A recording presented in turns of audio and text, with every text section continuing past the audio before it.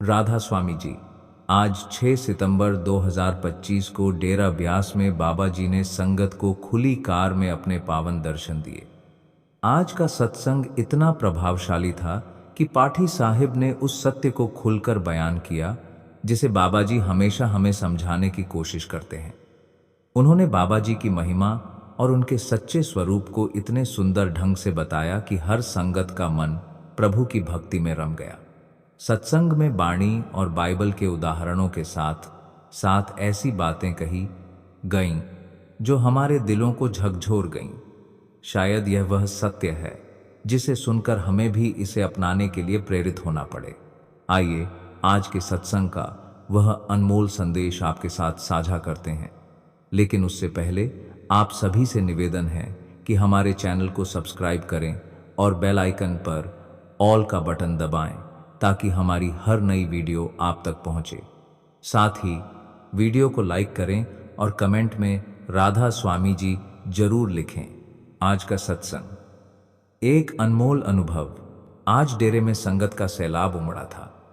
पंजाब, दिल्ली, लुधियाना, हिमाचल और आसपास के क्षेत्रों से लोग बसों, कारों और अन्य साधनों से बाबा जी के दर्शन के लिए पहुंचे थे। सुबह का मौसम भी बहुत सुहावना था।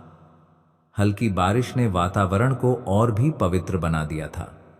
बादल छाए हुए थे और ठंडी हवा संगत के उत्साह को और बढ़ा रही थी। सुबह 8:25 बजे बाबा जी स्टेज पर विराजमान हुए। नीचे पाठी जी शब्द का पाठ कर रहे थे। आज सत्संग का संचालन पूर्ण साहिब जी ने किया और उनके साथ सुनील जी भी थे। बाबा जी की गद्दी और हजूर जी की गद्दी दोनों की शोभा आज देखते ही बन रही थी। हालांकि हजूर जी इस समय मुंबई में हैं। कल सुबह 9:30 बजे वह मुंबई में सवाल जवाब करेंगे और खुली कार में दर्शन देंगे। शाम को अहमदाबाद में 5 बजे उनका प्रोग्राम है। जो संगत वहां मौजूद है वह इस अवसर का लाभ जरूर उठाए। बाबा जी की कृपा से हम मुंबई और अहमदाबाद के सवाल जवाब भी आपके साथ साझा करेंगे। आज शाम 4 बजे भी सवाल जवाब का आयोजन है जिसे हम आपके लिए लाएंगे। आज बाबा जी लगभग 45 मिनट तक सत्संग में संगत के बीच रहे। पाठी साहिब ने बहुत ही खुलकर उस सत्य को बताया जिसे बाबा जी हमें बार बार समझाते हैं। उन्होंने कहा कि हम इस दुनिया के मायाजाल में इतने उलझ गए हैं कि अपने असली मकसद को भूल चुके हैं। हम शरीर, परिवार और इंद्रियों के सुखों में फंसे हैं। हजूर महाराज जी कहते थे कि यह सब छोड़कर भजन सिमरन ही हमारा असली काम है। यह वह धन है जो हमारे साथ जाएगा। पाठी जी ने सरदार बहादुर जी का उदाहरण देते हुए कहा कि जो काम भगवान की भक्ति में रुकावट डालता है उसे त्याग देना चाहिए, लेकिन इसका मतलब यह नहीं कि हमें दुनियावी काम छोड़ देने हैं। दुनियावी काम भी जरूरी हैं, क्योंकि कर्मों का हिसाब किताब हमें इन्हीं के जरिए देना है। लेकिन हमारा असली काम परमात्मा की भक्ति है। बाणी में कहा गया है, राम सिमर यह तेरा काज है, यानी परमात्मा का नाम जपना ही हमारा असली उद्देश्य है। बाकी सारी दुनियावी दौलत हमारे किसी काम की नहीं। पाठी जी ने समझाया कि भजन सिमरन करने से हमें क्या लाभ मिलेगा। हम वही काम करते हैं जो हमें फायदा देता है। परमात्मा ने हमें इंसानी जन्म दिया है। अगर हम उसका काम नहीं करेंगे तो इस जन्म का क्या फायदा। शेख फरीद जी ने अपनी बाणी में कहा, लेखा रब मंगी सिया तू आयो के हड़े कम, यानी तुझे किस काम के लिए भेजा गया था और तू किन कामों में फंस गया। अगर हम परमात्मा की दी हुई जिम्मेदारी पूरी नहीं करेंगे तो हमें हिसाब देना पड़ेगा। हमें सांसों का खजाना दिया गया है। यह समय, यह वक्त बहुत कीमती है। मालिक ने हमें रोज वह समय दिया है जब हम उनकी भक्ति कर सकते हैं। यह समय है अमृत वेला, सुबह के 3-4 घंटे जब हम परमात्मा का सिमरन कर सकते हैं। अगर यह समय निकल गया तो हमारा काम अधूरा रह जाता है। हजूर महाराज कहते थे कि जरूरी नहीं कि हम केवल अमृत वेला ही बैठें। सुबह, दोपहर, शाम या रात, जब भी समय मिले परमात्मा की याद में बैठो। वह समय हमारी जिंदगी की किताब में दर्ज हो जाएगा। कबीर साहिब कहते हैं, दर्शन कीजिए साधका कई एक बार, गुरु के दर्शन से वह पुण्य मिलता है जो 68 तीर्थों में जाने से मिलता है। लोग तीर्थों में मेहनत करते हैं, पैसा और समय खर्च करते हैं, लेकिन गुरु के दर्शन से वही फायदा एक पल में मिल जाता है। हमें उन दर्शनों की जरूरत है जो हमारे जन्म मरण को खत्म करें। पाठी जी ने भाई नंदलाल जी का उदाहरण दिया। 10वें पातशाह ने उनसे कहा, नंदलाल आज कुछ सुनाओ। नंदलाल ने कहा, सच्चे पातशाह, हम तो आपकी बात सुनने आए हैं। लेकिन पातशाह के आग्रह पर उन्होंने कहा, अगर रब के दर्शन करने हैं तो कामिल मुर्शद के दर्शन कर लो। उनके बाहरी दर्शन करना यानी परमात्मा के दर्शन करना। फिर हजरत ईसा का उदाहरण दिया। उनके एक सेवक ने कहा, हमें परमात्मा के दर्शन करवाएं।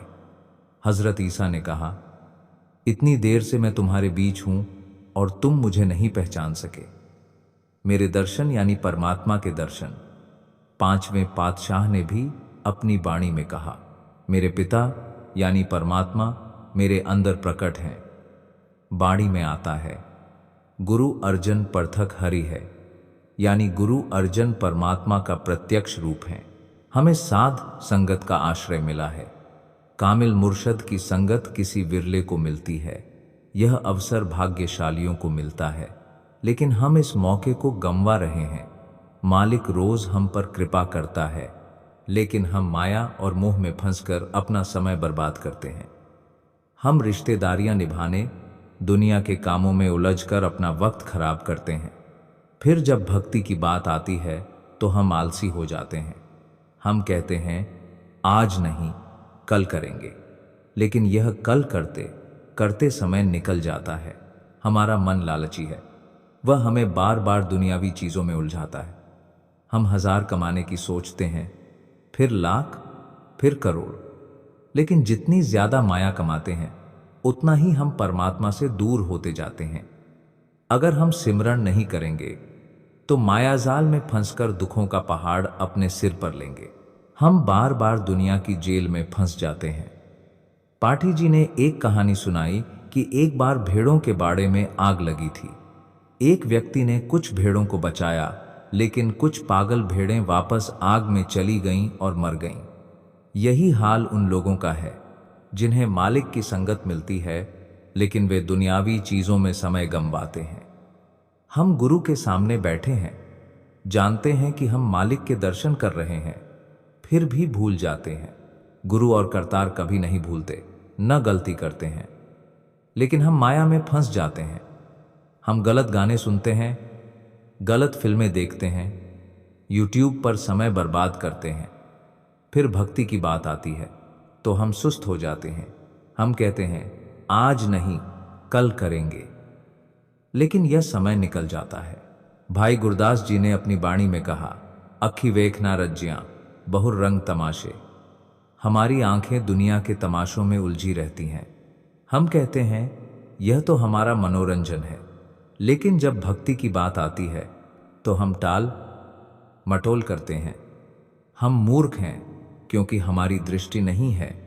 हम परमात्मा को नहीं देख पाते। गुरु महाराज बार बार समझाते हैं, लेकिन हम माया में उलझे रहते हैं। इंसानी जन्म हमें मालिक की भक्ति के लिए मिला है। वाणी में कहा गया है, हरि जस मना गाइए, यानी मालिक का भजन सिमरन ही हमारा असली काम है। हम कमजोर हैं, कर्मों के बोझ तले दबे हैं, लेकिन हम मालिक के सामने अर्ज कर सकते हैं, हे मालिक हमें ताकत दे, हम निमाने हैं, भुलक्कड़ हैं, हमें बख्श दे। जैसे कोई फांसी की सजा पाने वाला सुप्रीम कोर्ट या राष्ट्रपति से रहम की गुहार लगाता है, वैसे ही हमें मालिक से रहम मांगना है। साध संगत मिलना मालिक की सबसे बड़ी कृपा है। नाम की दात हमें साध संगत में मिलती है, लेकिन हमें खुद से सवाल पूछना चाहिए कि इतने सालों से सत्संग कर रहे हैं, क्या हमें कोई फायदा हुआ? हमें अपनी हस्ती को खत्म करना है, मैं और मेरी को मिटाना है। एक फकीर ने कहा, खाक दर खाक अल्लाह पाक। जब हम अपनी हस्ती को मिटा देंगे तभी हम उस पाक परमात्मा से मिल सकते हैं। आज का सत्संग 1.5 घंटे तक चला। बाबा जी ने खुली कार में दर्शन दिए और फिर कोठी चले गए। संगत को प्रसादी भी मिली और बाबा जी के दर्शन से हर कोई आनंदित था। यह मौका बहुत कीमती है और हमें इसका पूरा लाभ उठाना चाहिए। आखिर में आप सभी से निवेदन है कि हमारे चैनल को सब्सक्राइब करें और साथ ही वीडियो को लाइक करें और कमेंट में राधा स्वामी जी जरूर लिखें। राधा स्वामी जी।